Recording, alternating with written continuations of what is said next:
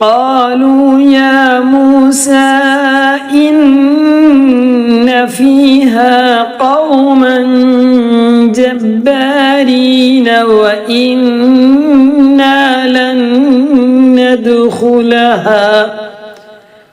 وإنا لن ندخلها حتى يخرجوا منها فإن يخرجوا منها فإنا داخلون. അസ്സലാമു അലൈക്കും വറഹ്മത്തുള്ളാഹി വബറകാതുഹു. പ്രിയമുള്ള ഇനിങ്ങളെ ഖത്മുൽ ഖുർആന്റെ 54ാമത്തെ ക്ലാസ്സാണ്. സൂറത്തുൽ മാഇദയുടെ 22 ആയത്ത് മുതലാണ് ഓതുന്നത്. സാധാരണക്കാരായ ആളുകൾക്ക് വേണ്ടിയാണ്. കാണുന്നവരൊക്കെ ഒന്ന് ലൈക്ക് ചെയ്തുകൊണ്ട് കാണുക ഇൻഷാ അല്ലാഹ്. ബിസ്മില്ലാഹിർ റഹ്മാനിർ റഹീം. قالوا يا موسى إن فيها قوما جبارين.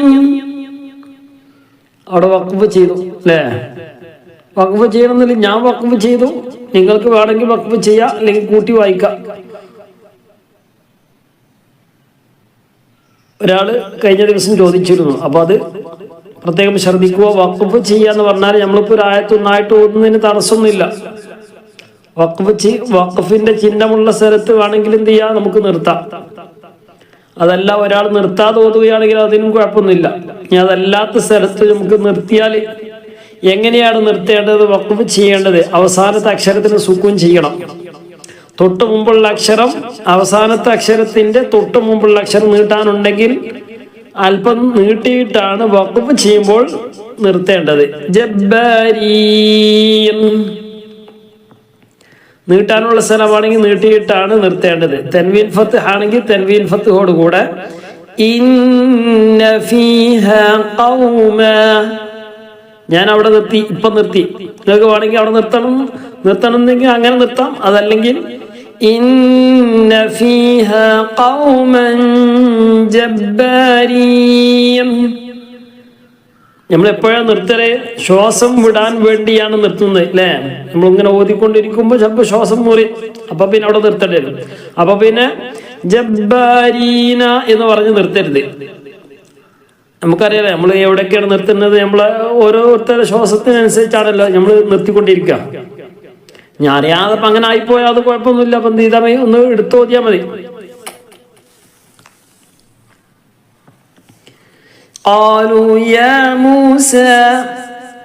അവിടെ നിർത്തുകയാണെങ്കിൽ എങ്ങനെ നിർത്തുകയാണെങ്കിൽ എങ്ങനെയാണ് നിർത്തേണ്ടത്? അവിടെ മദ്ദുണ്ട്. മദ് നിർത്തുമ്പോൾ ആ മദ് ഉണ്ടാവുകയില്ല. സാധാരണ ഒരു മദ്ദേ ഉണ്ടാവുള്ളൂ. ഖാലു അവിടെയാണ് നിർത്തുന്നെങ്കിൽ അവിടുത്തെ അങ്ങനെ തന്നെ നിർത്തണ്ടേ. ഖാലു ചെറിയൊരു നിർത്തല്. യാ മൂസ അവിടെ മദ്ദുണ്ടല്ലോ എന്ന് കരുതി യാ മൂസ എന്ന് പറഞ്ഞ് നിർത്തരുത്. ഖാലു യാ മൂസ ഇന്ന ഫീഹാ നിർത്താതെ ഓതിയപ്പോ ആ മദ് വന്നു. ഇന്ന ഫീഹാ ഖൗമ തൻവീൻ ഫത്ഹ്. ഇന്ന ഫീഹാ ഖൗമ إن فيها قوما جبارين وإنا لن ندخلها حتى يخرجوا منها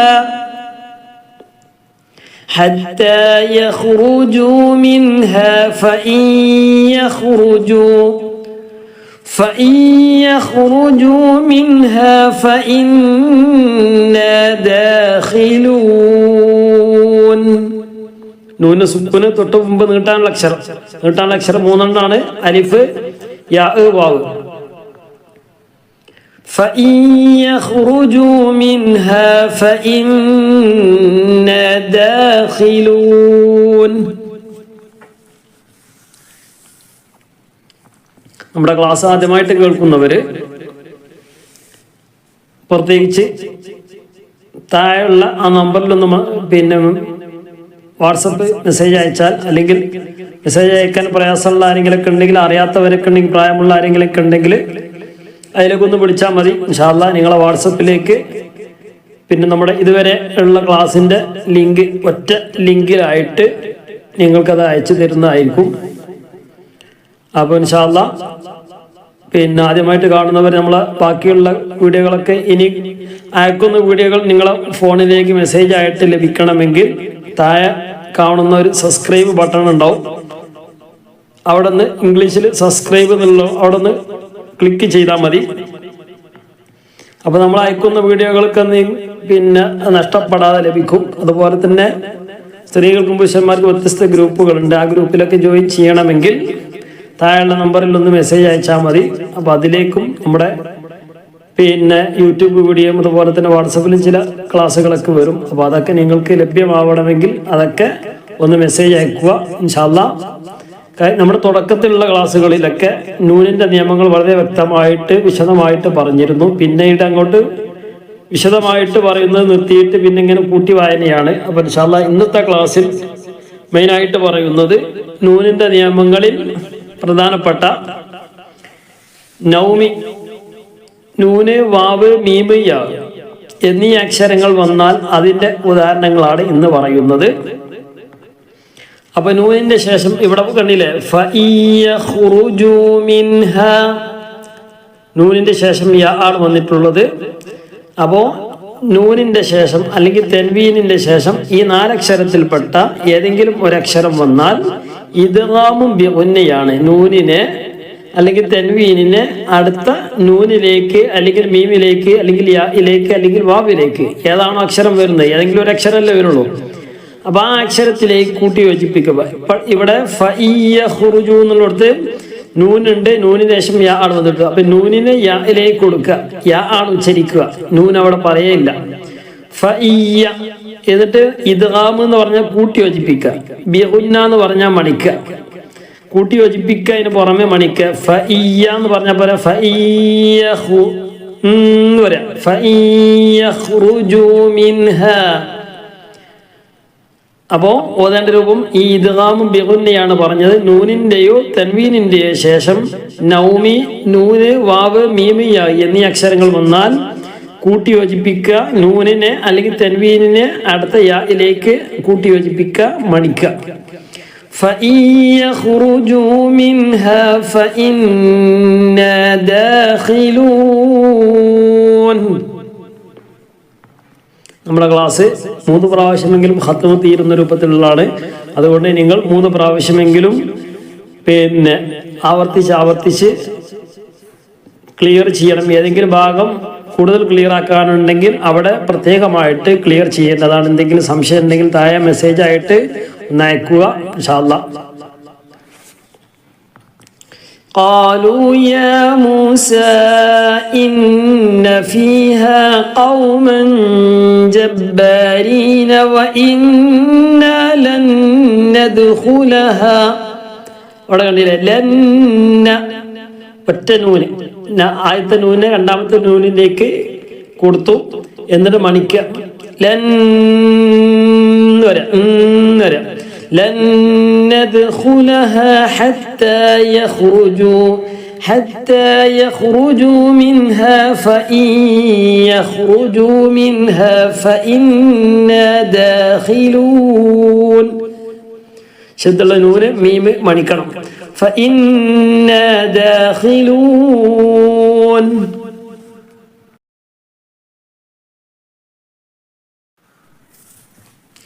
قال رجلان من الذين يخافون أنعم الله عليهما قال رجلان من الذين يخافون أنعم الله عليهم ادخلوا عليهم الباب. ബാബ എന്നാണുള്ളത്.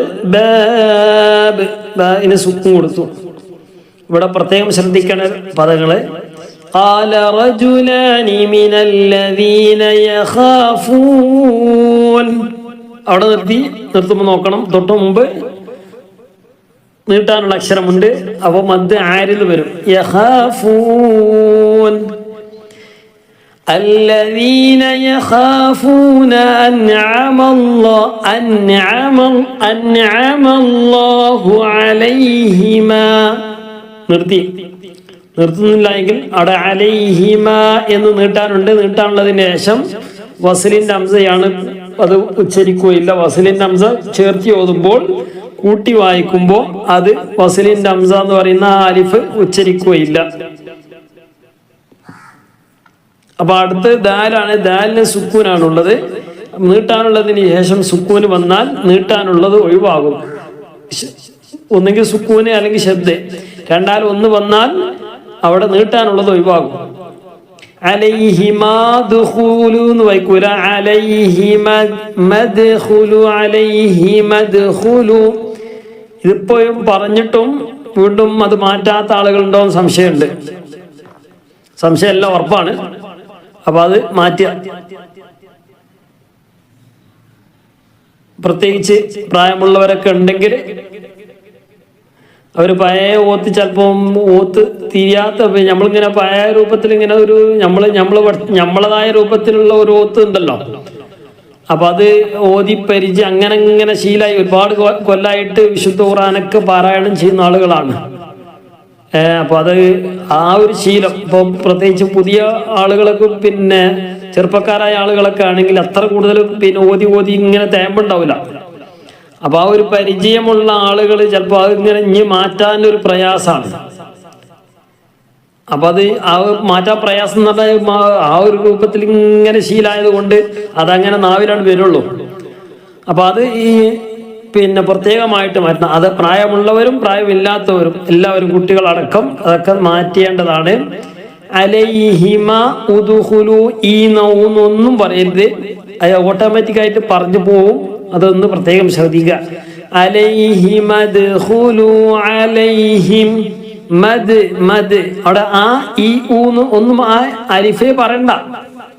അലിഫ് ഒഴിവാക്കിയിട്ട് പറഞ്ഞാൽ മതി. പിന്നെ അവിടെ ഇറങ്ങാറാകുന്ന വേണ്ട. അലിഫ് ഇല്ലാത്തത് പോലെ വായിക്കുക. അലിഫ് ഇല്ലെങ്കിൽ ഇങ്ങനെ അലൈഹിമദ്ഖുലു അലൈഹിമുൽ ബാബ فإذا دخلتموه فإنكم غالبون وعلى الله فتوكلوا إن كنتم مؤمنين وعلى الله فتوكلوا إن كنتم مؤمنين.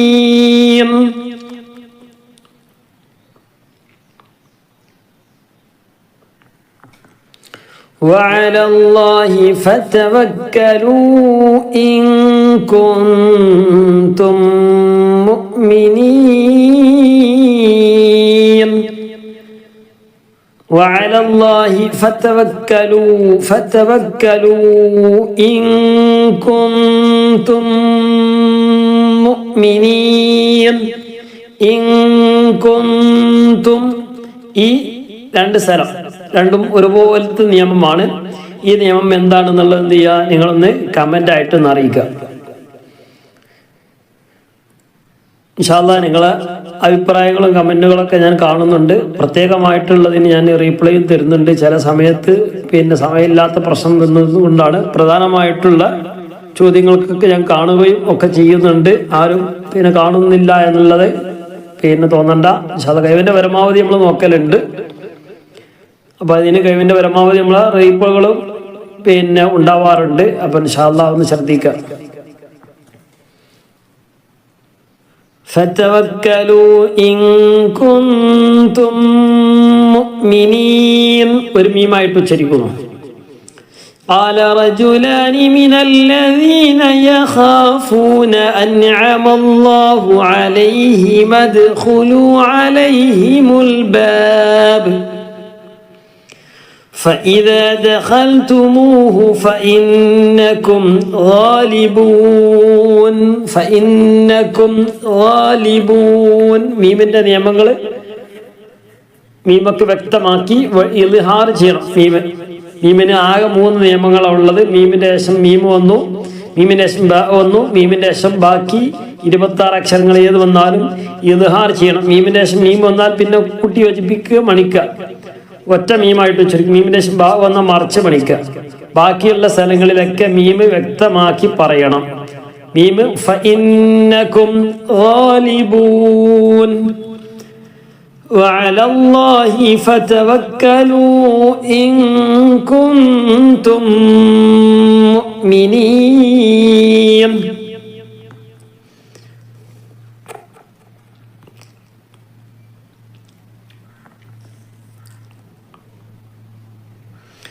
قالوا 24-ാമത്തെ ആയത്ത് قالوا يا موسى إنا لن ندخلها. നൂനേശം നൂന് വന്നു, ഇദ്ഗാം ബിഗുന്നയാണ്. നൗമി നൂന് വാവ് മീമ് യ. ഇവിടെ കണ്ടില്ലേ, ലൻ നദ്ഖുലഹ എന്നാണുള്ളത്. ലൻ നിർത്തുമ്പോൾ അങ്ങനെ ഓതണ്ടേ, ഇന്ന ലൻ. അവിടെ നിർത്തേണ്ട ആവശ്യമില്ല, നിർത്താനും പാടില്ല, നിർത്താതെ ഓതാണ്. പക്ഷെ അവിടെ നിർത്തുകയാണെങ്കിൽ എങ്ങനെ ഓതുക, ലൻ. പിന്നെ നദ്ഖുലഹ എന്ന് പറയണം, ലൻ നിർത്തി, ലൻ നദ്ഖുലഹ. പക്ഷെ കൂട്ടി വായിക്കുമ്പോൾ അങ്ങനെയല്ല, ലൻ നദ്ഖുലഹ. കാരണം നൗമി നൂന് വാവ് മീമ് യാ. നൂനിന്റെ ശേഷം സുക്കൂനുള്ള നൂനിന്റെ ശേഷം, സുക്കൂൻ എന്ന് പറഞ്ഞാൽ ചിഹ്നമുണ്ടാകും, ചിഹ്നമുണ്ടാവില്ല, രണ്ടും സുക്കൂനാണ്. സുക്കൂനുള്ള നൂനിന്റെ ശേഷം നൂന് തന്നെ വന്നാൽ അപ്പോൾ ആദ്യത്തെ നൂന് രണ്ടാമത്തെ നൂനിലേക്ക് കൂട്ടി യോജിപ്പിക്കുക, ഒരു നൂനായിട്ട് പറയുക, മണിക്കുകയും ചെയ്യുക. ലൻ നദ്ഖുലഹ إنا لن ندخلها أبدا ما داموا فيها فاذهب أنت وربك فقاتلا إنا هاهنا قاعدون. ഈ നല്ല ഐന് നമ്മുടെ തൊണ്ടയുടെ ഹൽക്കിന്റെ കഴുത്തിന്റെ നടുവിൽ നിന്ന് മധ്യഭാഗത്തു നിന്നാണ് വരേണ്ടത്. قالوا يا موسى إنا لن ندخلها أبدا ما داموا فيها فذ وصل نمزوي فاذهب أنت وربك فقاتلا إنا هاهنا قاعدون. 25 قال رب إني لا أملك إلا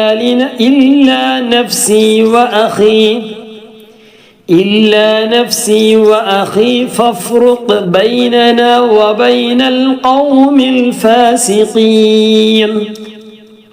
فافرق بيننا ഒന്നും പറയണ്ട, അലിഫ് വസലിന്റെ ഹംസയാണ്. ആ കാണുന്ന ചിഹ്നമുള്ള അലിഫുകൾ മുഴുവനും ഹംസകൾ മുഴുവനും വസലിന്റെ ഹംസ, ഹംസത്തുൽ വസല് എന്ന് പറയും.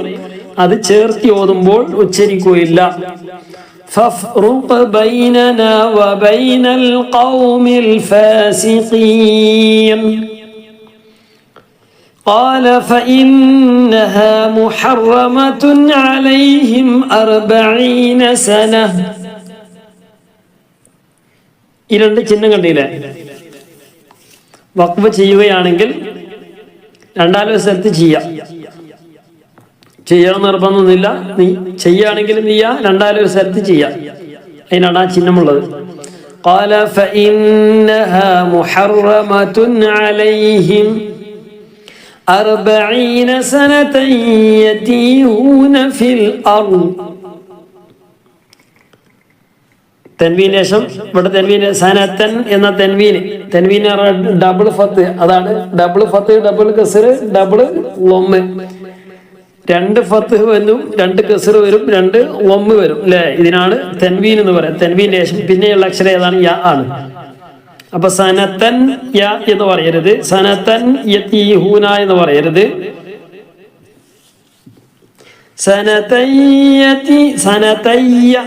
സനതയ്യതീഹൂന ഫിൽ അർള് فلا تأس على القوم الفاسقين قال فإنها محرمة عليهم 40 سنة. തായിൻ്റെ അവിടെ വഖഫ് ചെയ്യുമ്പോൾ സന താ മാറിയിട്ട് ആ ആയിട്ട് മാറും. നമ്മൾ പറഞ്ഞിരുന്നു വഖഫ് ചെയ്യുമ്പോൾ തൻവീൻ ഫത്ത് ആണെങ്കിൽ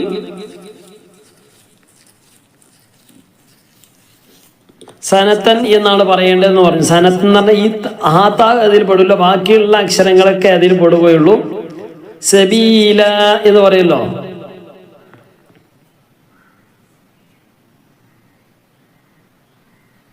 കേട്ടില്ലേ? ഖറബ ഖുർബാന, ഖുർബാന, ഖുർബാനൻ എന്നാണ് ഉള്ളത്, നിർത്തുമ്പോൾ ഖുർബാന. അതുപോലെ സനത എന്ന് പറയില്ല. താ ആണെങ്കിൽ അത് എപ്പോഴും ആ താ ആയിട്ട് മാറും. അതിനെ വഖഫ് ചെയ്യുന്ന സമയത്ത് സന. യതീഹൂന ഫിൽ അർളി ഫലാ തഅസ അലൽ ഖൗമിൽ ഫാസിഖീൻ. 27-ാമത്തെ ആയത്ത് വത്ലു അലൈഹിം വസ്ലിൻ ഹംസയാണ്, അത് ഉച്ചരിക്കുകയില്ല. واتلو عليهم نبأ ابني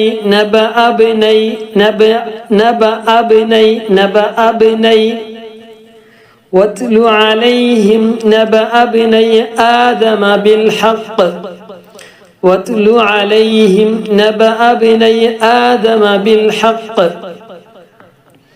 واتلو عليهم نبأ ابني آدم بالحق إذ قرب قربانا فتقبل من أحدهما إذ قرب قربانا فتقبل من أحدهما ولم يتقبل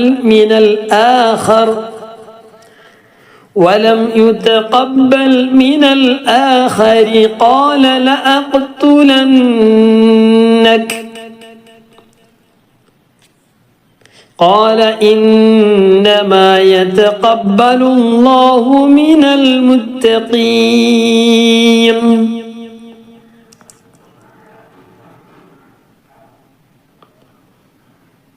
ആയത്ത് പ്രത്യേകം ശ്രദ്ധിക്കുക. واتلو عليهم نبأ ابني آدم بالحق إذ قربا قربانا അവിടെ അലിഫുണ്ട്. نبأ ابني آدم بالحق إذ قربا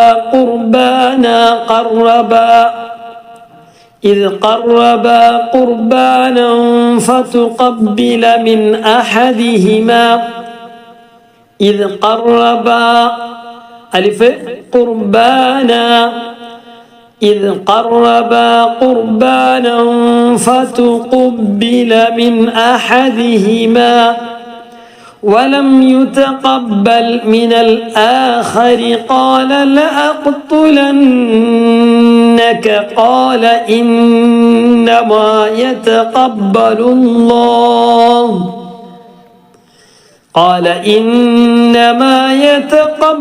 الله من المتقين.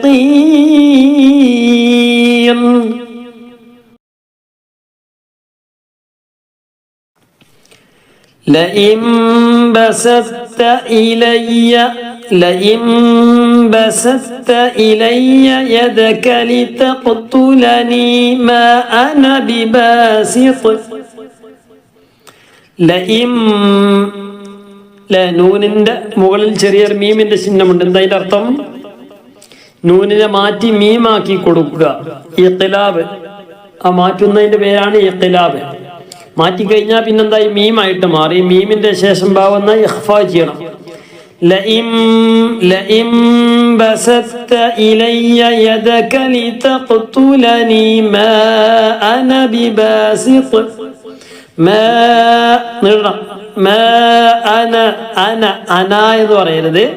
അവിടെ നിർത്തുകയാണെങ്കിൽ മാ അന എന്ന് പറഞ്ഞിട്ടാണ് നിർത്തേണ്ടത്. നിർത്തുന്നില്ല എങ്കിൽ പിന്നെ ആലിഫ് ഉച്ചരിക്കൂല.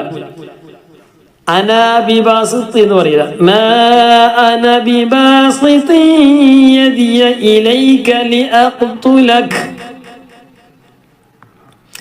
ഇന്നി അഖാഫുല്ലാഹ റബ്ബൽ ആലമീൻ. ലഇൻ ബസത്ത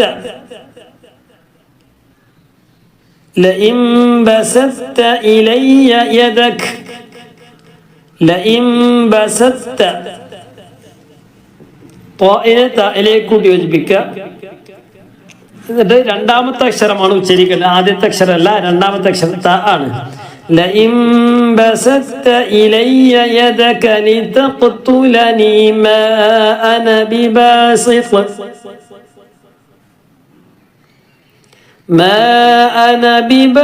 അന എന്ന് പറയുന്നത് മാ അന ബിബാസിത്തി യദിയ ഇലൈക ലിഅഖ്തുലക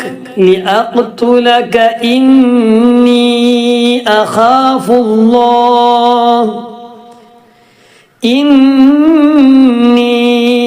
അഖാഫുല്ലാഹ റബ്ബൽ ആലമീൻ.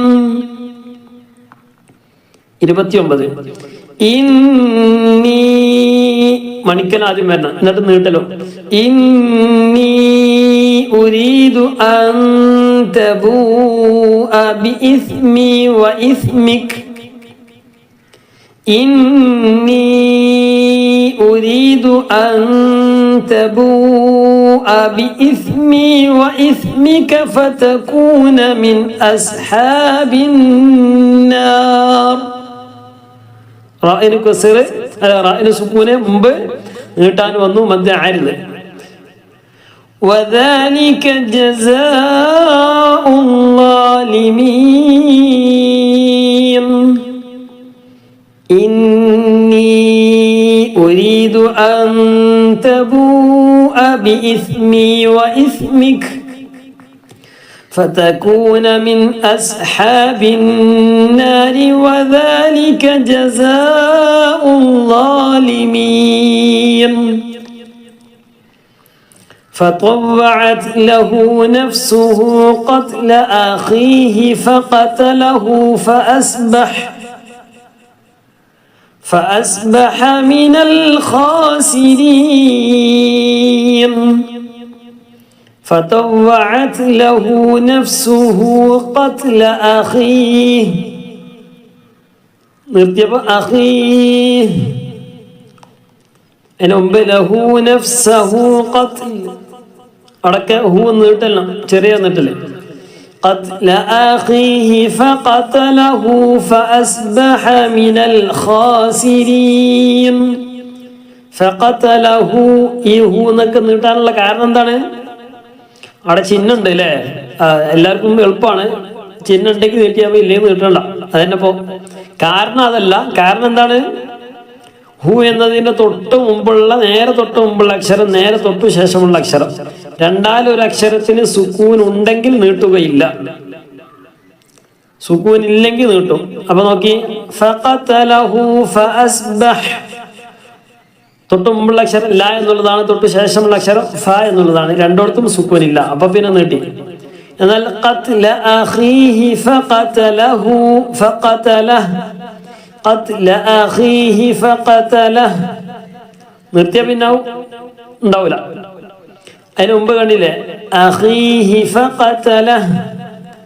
അഖീഹി എന്നുള്ളിടത്ത് ഹി എന്നത് തൊട്ട് മുമ്പുള്ള അക്ഷരം യാ ആണ്. യാനെന്താ ഫത്തും കസറും ഒന്നുമില്ല, പിന്നെ ഒന്നില്ലെങ്കിൽ പിന്നെ സുക്കൂനാണ്. അപ്പൊ അതിനെ സുക്കൂൻ വന്നു, അപ്പൊ പിന്നെ നീട്ടാൻ പറ്റൂല. നഫ്സഹു ഖത്ൽ അവിടെ കണ്ടിയ ഹു, അതിന് മുമ്പ് സു എന്നുള്ളതാണ്, അതിന് ശേഷമുള്ള ത എന്നുള്ളതാണ്. ഇവിടെ രണ്ട് സ്ഥലത്തും സുക്കൂൻ ഇല്ല, അപ്പൊ പിന്നെ നീട്ടി. ഇതാണ് കാരണം. فطوعت له نفسه قتل أخيه فقتله فأصبح من الخاسرين. فبعث الله غرابا يبحث في الأرض فبعث الله غرابا يبحث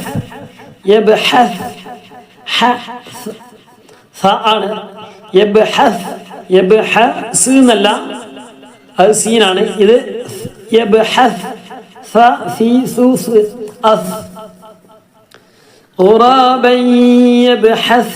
നമ്മൾ തുടക്കത്തിൽ പറഞ്ഞു. ഇന്നത്തെ ക്ലാസ് ഇദ്ഗാമും ബിഗുന്നയുടെ അക്ഷരങ്ങളാണ്. ഇദ്ഗാമും ബിഗുന്നയുടെ അക്ഷരങ്ങൾ നൗമിയാണ്. നൂന് വാവ് മീമിയാണ്. ഒന്നുകിൽ നൂനിന്റെ ശേഷം സുക്കൂനുള്ള നൂനിന്റെ ശേഷം, അല്ലെങ്കിൽ തെൻവീനിന്റെ ശേഷം. ഖുറാബയ്യ, ഇവിടെ ഖുറാബൻ എന്ന തെൻവീന്റെ ശേഷം ഉച്ചാരണത്തിൽ വരുന്ന അക്ഷരം യ ആണ് അല്ലേ. അതിന്റെ അടിയിൽ ഒരു അലിഫുണ്ട്. ആ അലിഫ് നമ്മൾ പറയുന്നില്ലല്ലോ. ഖുറാബയ്യ, അപ്പൊ തെൻവീന്റെ ശേഷം വന്നതുകൊണ്ട് ഖുറാബൻ യ എന്ന് പറയുന്നത് ഖുറാബയ്യ. അവിടെ നൂനിന്റെ സ്വരമേ വരാൻ പാടില്ല. ഖുറാബയ്യ യബ്ഹസു ഫിൽ അർദ് ليريه كيف يواري سوءة أخيه. ليريه كيف يواري سوءة أخيه. قال يا ويلتى أعجزت أن أكون مثل هذا. قال يا ويلتى أعجزت أن أكون مثل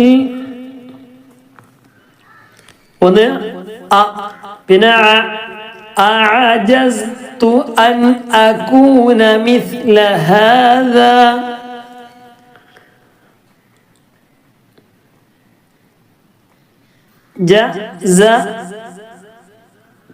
لا പിന്നെ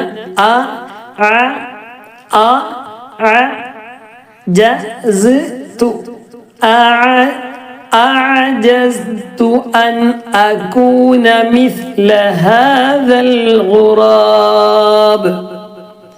مثل هذا الغراب فأواري سوءة أخيه. فأواري سوءة أخيه. അവിടെ അഖീഹ് എന്ന് പറയുന്നത് അഖീ. فأواري سوءة أخيه. നേരത്തെ വായിച്ചത് യുവാരി എന്നാണ്, യുവാരിയ എന്നില്ല.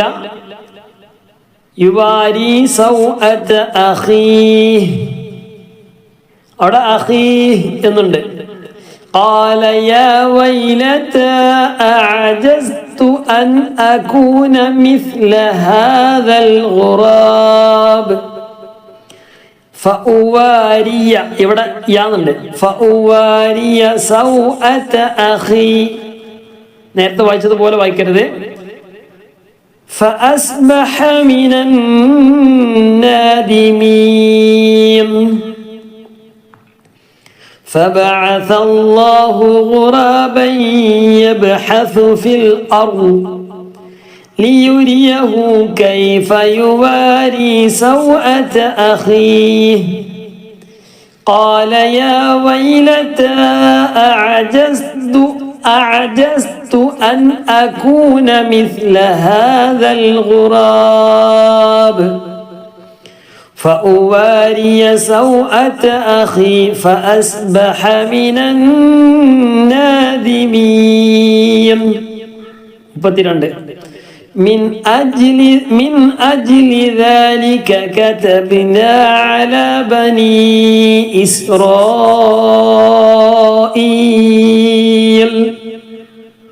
നിർത്തിയപ്പോൾ ഈൽ നിന്നു, നിർത്തുന്നില്ല എങ്കിൽ على بني إسرائيل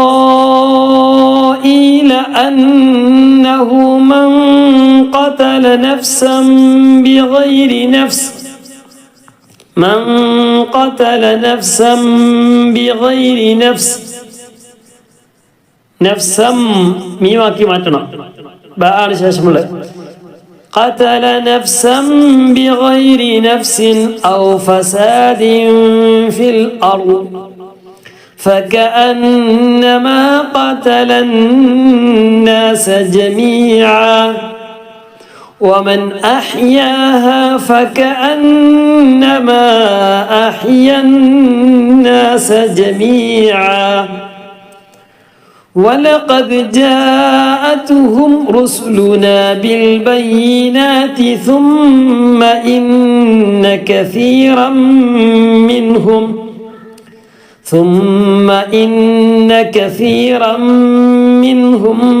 بعد ذلك في الأرض لمسرفون من أجل ذلك كتبنا على بني إسرائيل أنه من قتل نفسا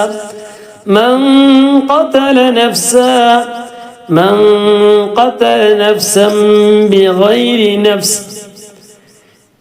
أو فساد في الأرض فكأنما قتل الناس جميعا ومن أحياها فكأنما أحيا الناس جميعا ولقد جاءتهم رسلنا بالبينات ثم إن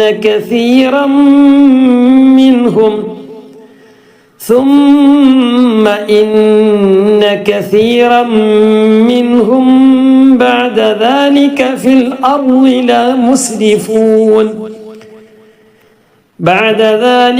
الأرض لمسرفون 33 إنما جزاء الذين يحاربون الله ورسوله ويسعون في الأرض فسادا أن يقتلوا أو يصلبوا أو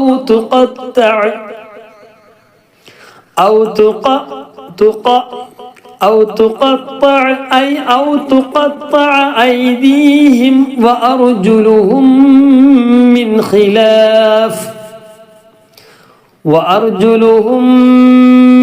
خلاف أو ينفوا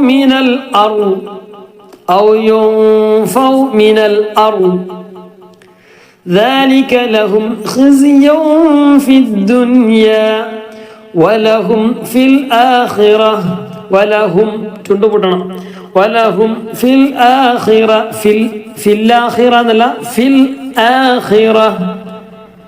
ചില സ്ഥലങ്ങളിലൊക്കെ ഫില്ല എന്നുള്ള ആ രൂപത്തിൽ വരും. അപ്പോൾ അതൊക്കെ ശ്രദ്ധിക്കുക. വലഹും ഫിൽ ആഖിറതി അദാബുൻ അളീം. അപ്പോൾ നിങ്ങൾ മാത്രമല്ല, നമ്മളൊക്കെ ഓതുമ്പോൾ ആരായാലും ഓതുന്ന സമയത്തൊക്കെ ചിലപ്പോൾ അറിയാതെ അങ്ങോട്ടും ഇങ്ങോട്ടും മാറാൻ സാധ്യതയുണ്ട്. അപ്പോൾ അതൊക്കെ നമ്മളൊക്കെ എല്ലാവരും ശ്രദ്ധിക്കണം. ആ നിലക്കാണ് പറയുന്നത്.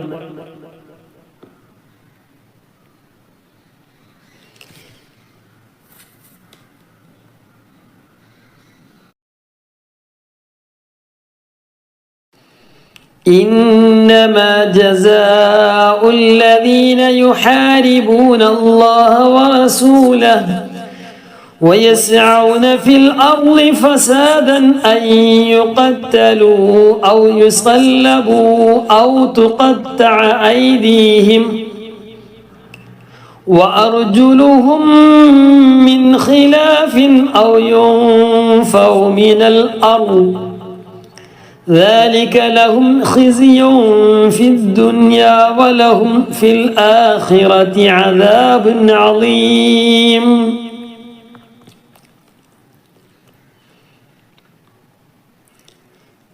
إلا الذين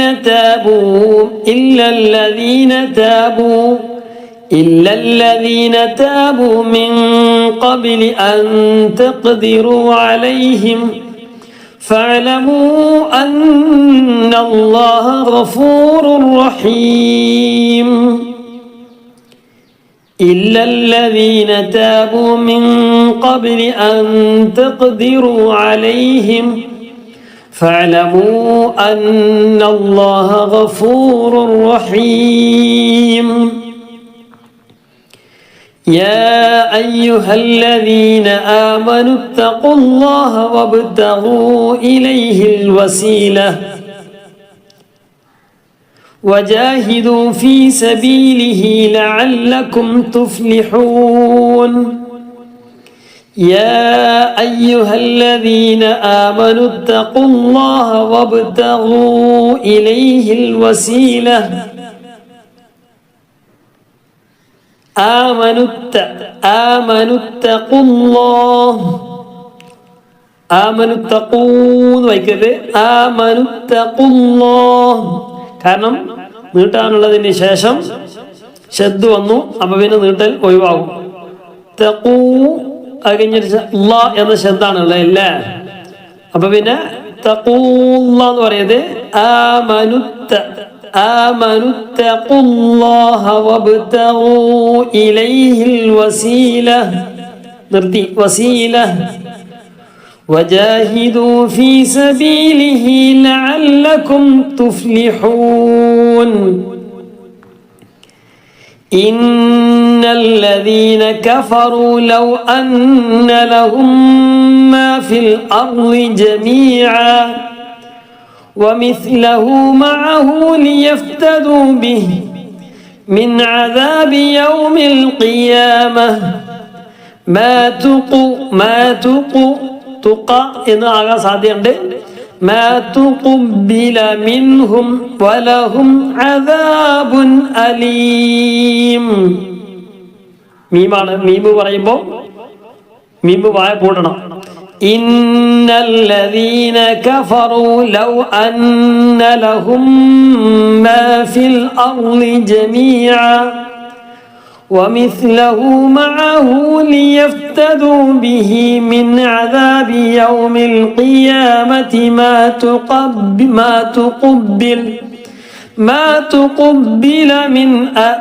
تقبل منهم ولهم عذاب أليم يريدون أن يخرجوا من النار وما هم بخارجين منها ولهم عذاب مقيم يريدون أن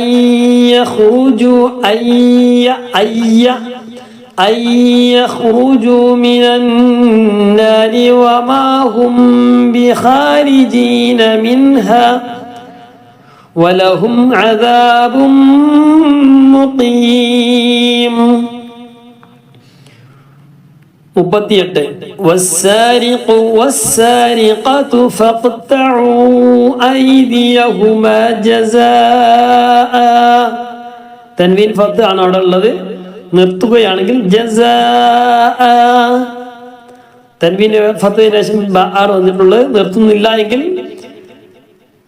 فاقطعوا أيديهما جزاء بما كسبا نكالا من الله والله عزيز حكيم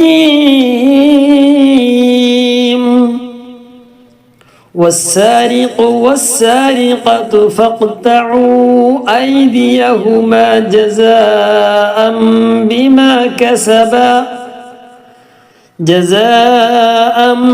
بما كسبا نكالا من الله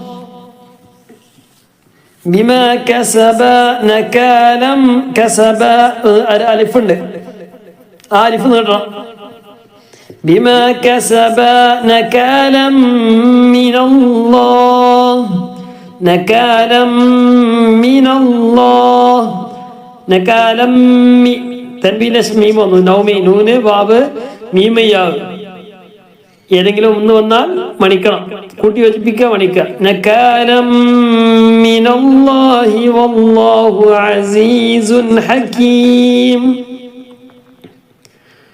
فمن تاب من بعد ظلمه وأصلح فإن الله يتوب عليهم إن الله غفور رحيم فمن تاب من بعد ظلمه وأصلح فإن الله يتوب عليهم إن الله غفور رحيم ألم تعلم أن الله له ملك السماوات والأرض يعذب من يشاء ويغفر لمن يشاء والله على كل شيء قدير ألم تعلم أن الله له ملك السماوات والأرض يعذب من يشاء ويغفر لمن يشاء إدغام بغنى والله على كل شيء قدير ترقيق جينا قدير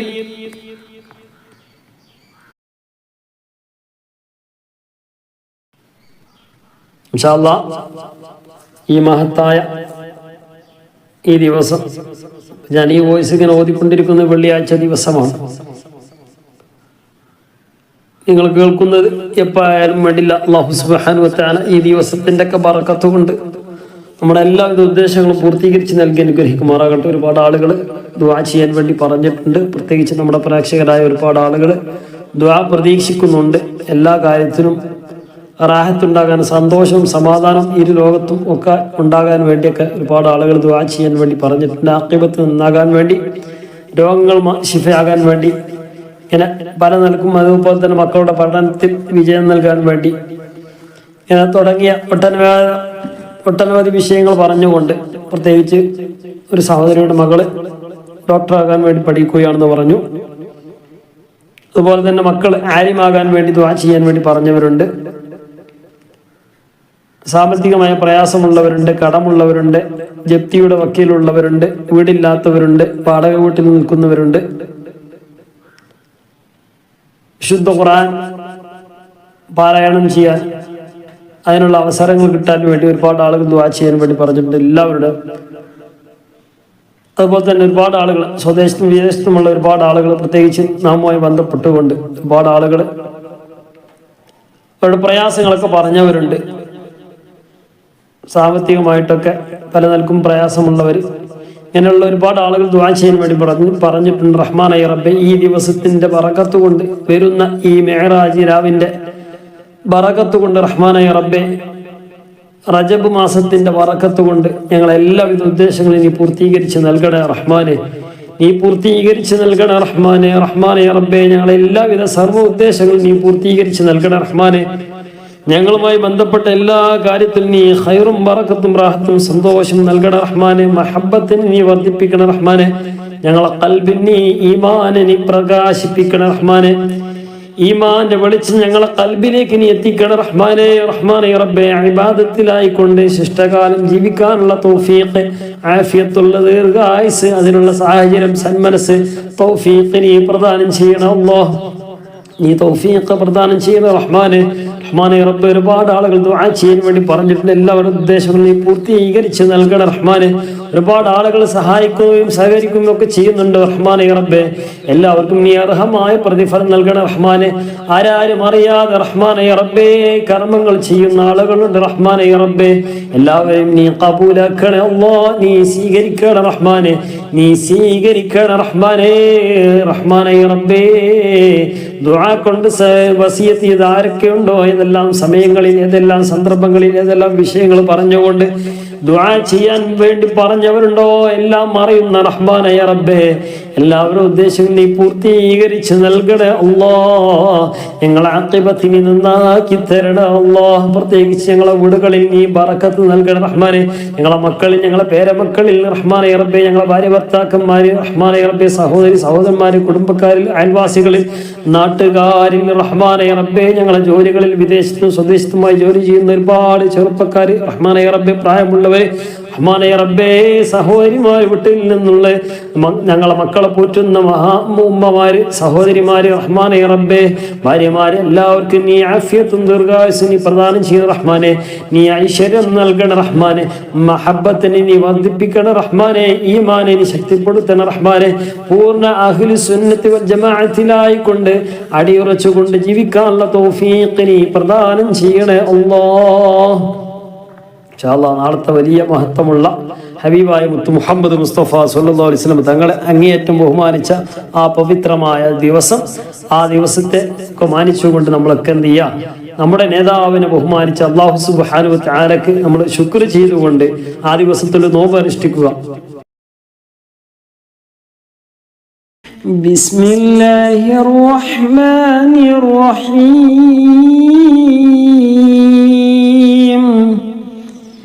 قالوا يا موسى إن فيها قوما جبارين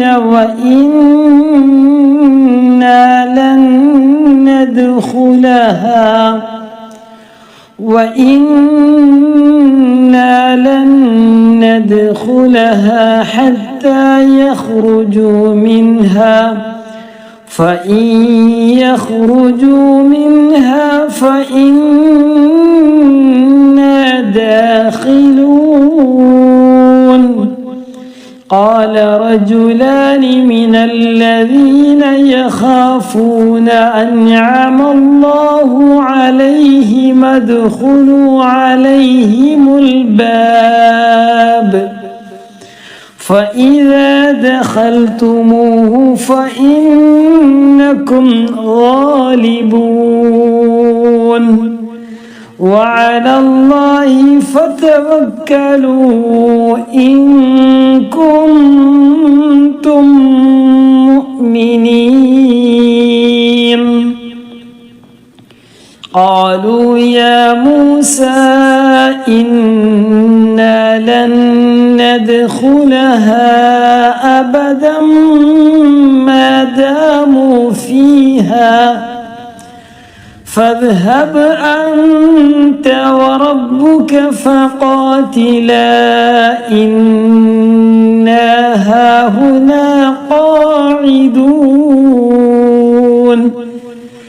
إنا هاهنا قاعدون. قال رب إني لا أملك إلا نفسي وأخي فافرق بيننا وبين القوم الفاسقين. قال فإنها محرمة عليهم 40 سنة يتيهون في الأرض فلا تأس على القوم الفاسقين. واتل عليهم نبأ ابني آدم بالحق إذ قربا قربانا نبأ ابني آدم بالحق إذ قربا قربانا فتقبل من أحدهما ولم يتقبل من الآخر قال لأقتلنك قال إنما يتقبل الله قال إنما يتقبل الله من المتقين. لئن بسطت إلي يدك لتقتلني ما أنا بباسط يدي إليك لأقتلك إني أخاف الله رب العالمين إني أريد أن تبوء بإثمي وإثمك فتكون من أصحاب النار وذلك جزاء الظالمين فطوعت له نفسه قتل أخيه فقتله فأصبح من الخاسرين فبعث الله غرابا يبحث في الأرض ليريه كيف يواري سوءة أخيه قال يا ويلتى أعجزت أن أكون مثل هذا الغراب فأواري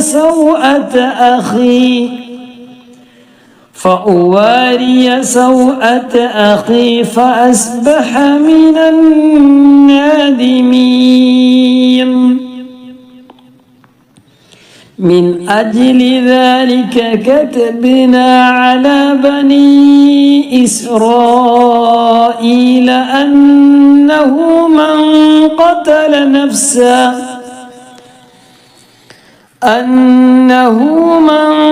قتل نفسا بغير نفس أو فساد في الأرض فكأنما قتل الناس جميعا ومن أحياها فكأنما أحيا الناس جميعا ولقد جاءتهم رسلنا بالبينات ثم إن